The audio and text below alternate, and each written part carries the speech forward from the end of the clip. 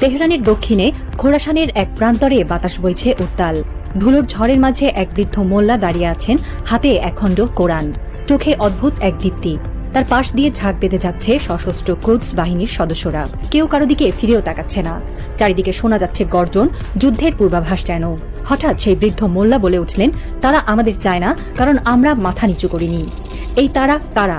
কেন তাদের চোখে ইরান বিস্ফোরা হয়ে দাঁড়িয়েছে?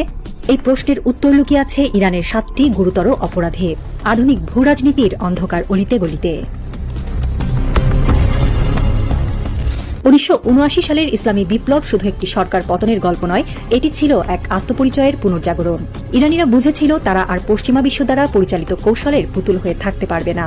মোহাম্মদ রেজা শাহ পহলবীর পতন ছিল এক প্রতীকী ধাক্কা, কিন্তু প্রকৃত বিপ্লব ঘটেছিল মনের গভীরে। তারা বুঝেছিল পশ্চিমা প্রলব্ধি আসলে এক পরাধীনতার শৃঙ্খল।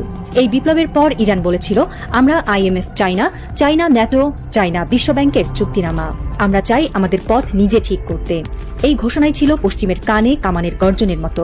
কারণ স্বাধীন পররাষ্ট্রনীতি মানেই তাদের জন্য একটি নিয়ন্ত্রণহীন অঞ্চল, যেখানে লভ্যাংশ নেই, কর্পোরেট স্বার্থ নেই এবং সবচেয়ে বড় কথা, পশ্চিমা আদর্শের প্রতি আনুগত্য নেই। বিশ্বব্যাংক, IMF এবং বিশ্ববাজারের বৃহৎ কর্পোরেশনগুলো বহু দশক ধরে উন্নয়নশীল দেশগুলোকে এমন এক মডেলে বাধ্য করেছে যেখানে স্থানীয় উৎপাদন থাকে পেছনের সারিতে আর বহুজাগতিক কোম্পানিগুলো সামনে এসে বসে। ইরান এই মডেল প্রত্যাখ্যান করেছে।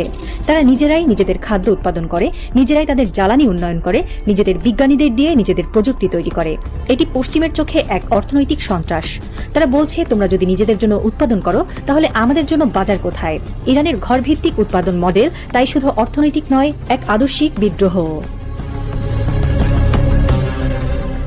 প্রচুর ডলার মানেই বিশ্ব ব্যবস্থার নীরব দাসত্ব। তেল বিক্রি মানেই ডলারে লেনদেন, আর সেই ডলারেই গোটা বিশ্বকে বেঁধে রাখা। কিন্তু ইরান সেই শৃঙ্খল ছিঁড়ে দেয়। ইরান ঘোষণা দেয়, আমরা ইউরোতেও বিক্রি করব, ইউয়ানেও, এমনকি আমাদের রিয়ালেও। এই ঘোষণাই ছিল আমেরিকার জন্য এক অর্থনৈতিক ভূমিকম্পের সূচনা। কারণ যদি ইরান পারে, তাহলে রাশিয়া, ভেনেজুয়েলা, এমনকি সৌদি আরবও পারে। এই বিদ্রোহ এক প্রকার ভাইরাসের মতো ছড়িয়ে পড়তে পারে গোটা বৈশ্বিক অর্থনীতিতে, আর তাতে প্রথম কাঁপবে ওয়াল স্ট্রিট। জাতিসংঘে বসে থাকা প্রতিনিধিরা হয়তো মুখে মানবাধিকারের কথা বলেন, কিন্তু বাস্তবে পশ্চিমের চাই একটি দুর্বল, নিরস্ত্র ইরান।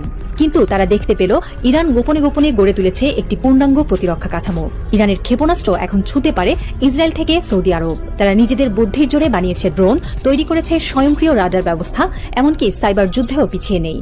কোনো বিদেশি সামরিক জোটের ছাতা ছাড়া এই ক্ষমতা অর্জন একাই একটি বিপ্লব।